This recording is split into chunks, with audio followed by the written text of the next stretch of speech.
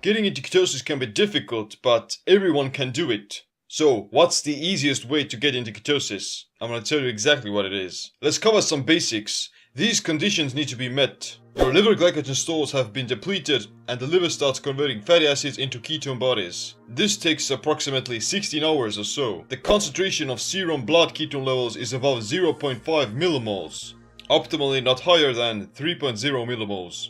Blood sugar and circulating insulin have dropped significantly, while not causing a hypoglycemic response. You can accomplish it with either fasting for a longer period of time or by restricting your carbohydrate intake to a bare minimum for several weeks. Both of them are almost identical. Fasting induces ketosis and a ketogenic diet mimics the physiology of fasting. But there's a difference between fasting ketosis and nutritional ketosis. They're quite similar, but there's still some differences. The only distinction is what physiological state your body is in. Fasting ketosis. You haven't consumed any calories for about 24 plus hours, and because of that you experience higher levels of ketones. In addition, you've elevated the metabolic pathway called autophagy that causes cellular repair and maintenance. Nutritional ketosis. You've established ketosis by restricting your carbohydrate intake, and you've depleted your liver glycogen that way. You're still creating ketone bodies and using them for energy, but because you're eating and because you're in a fat state, you suppress autophagy. While getting into fasting ketosis takes about 1 to 3 days, nutritional ketosis requires 2 to 3 weeks of keto adaptation, during which you need to pay close attention to how many carbs and protein you eat and how it affects your blood sugar levels. Strict water fasting reduces circulating blood glucose and insulin levels while raising glucagon and ketones. Not only is fasting the fastest way to establishing ketosis, but it's also the easiest. The liver won't start producing ketones unless your liver glycogen has been depleted first. This causes a small energy crisis. But after about 3 days, your brain realizes that carbs are indeed run out and, it has to come up with another solution. The brain will then accept ketone bodies as energy and will derive 75% of its energy demands from ketones. Fasting has taken up this negative connotation in society and the medical community, although it's been practiced by dozens of cultures for thousands of years. In my opinion, it should be one of the foundational cornerstones of a healthy diet, or lack thereof. There's also a huge difference between fasting, caloric restriction, and starvation. Starvation. The body doesn't have access to essential nutrients and is slowly wasting away by cannibalizing its vital organs. It's a gradual process of degradation. Caloric restriction. You're consuming fewer calories needed to maintain your current energy demands. You're gonna burn some stored fat. However, the body tries to compensate for it by decreasing metabolic rate, down-regulating reproductive hormones, thyroid functioning, and increasing gluconeogenesis, especially if you're not keto adapted. This is basically starvation. You're still eating, but in fewer amounts, and thus you're still degrading. We must starve. Fasting.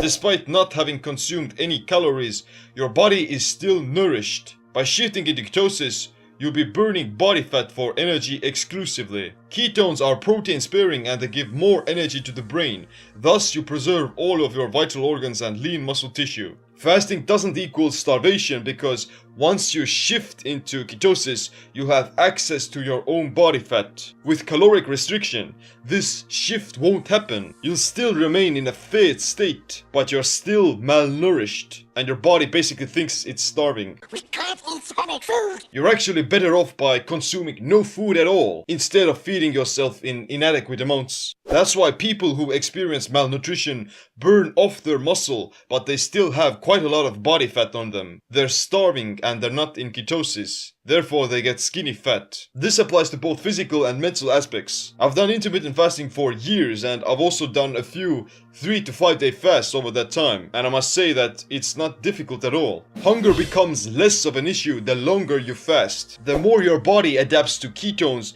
the better you become at burning your own body fat for fuel. This prevents you from getting hungry, and if you do get hungry, then you can easily stave it off by drinking some water or coffee or something. The sensation of hunger doesn't change the longer you fast either. There's a slight difference between not getting hungry in between lunch and dinner versus not eating in 24 hours. But beyond that, the feeling stays the same. It doesn't matter whether you've been fasting for 2 days or 7 days. The hunger signal, it stays the same. It doesn't get any worse. You're having a bad day?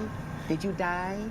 Hunger also follows a circadian pattern that's linked to your habitual way of eating. You get hungry in the morning because you've taught your brain that, hey, that's the time you usually eat something. And your brain is already expecting to get some food. And that's why you get hungry in the morning. But did you die?